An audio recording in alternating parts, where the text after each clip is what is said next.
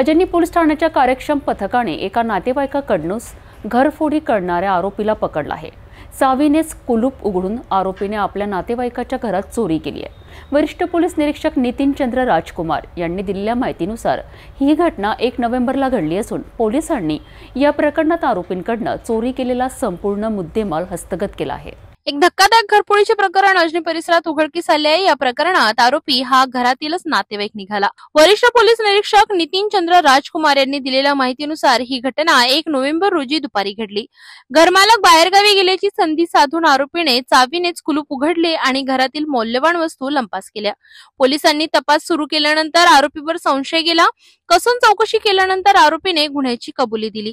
त्याच्याकडून चोरी गेलेला मुद्देमाल पूर्णपणे जप्त करण्यात आलाय। या प्रकरणात आरोपी सोबतच एक साथीदार देखील सहभागी होता, ज्याचा शोध पोलीस घेत आहे। या तपासात अजनी पोलिसांनी अत्यंत कार्यक्षमतेने काम करत घरफोडी प्रकरण काही तासातच उघडकीस आणले।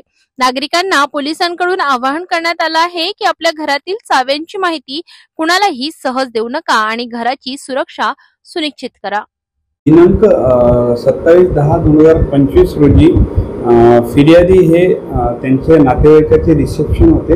तर रिसेप्शन करता अमृत लॉन बेलतरोडी मनीषनगर बेलतरोडी हद्दीत गेलेले होते। तर ते जेव्हा परत आले तर घर तर व्यवस्थित लॉक होतं, पण ते जेव्हा घरात आले तर घरात त्यांना म्हणजे सामान इकडे तिकडे झालेलं लक्षात आलं।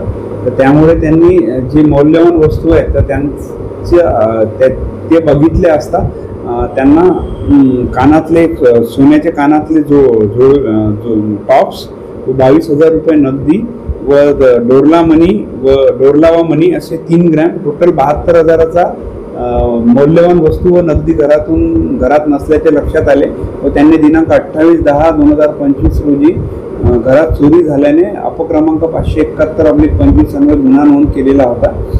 तपास पथकाचे पोलीस हवालदार ओंकार बाराभाई यांना आम्ही तात्काळ सदर घटनेचा तपास करण्याचे दिशानिर्देश दिलेले होते। त्यांनी कोणताही पुरावा नसताना आणि सीसीटीव्ही वगैरे नसताना त्यांनी आजूबाजूचे व्यक्ती आणि ज्याप्रमाणे गुन्हा घडला होता त्यांना असं लक्षात आलं की हा कोणीतरी माहितगार व्यक्तीच आहे।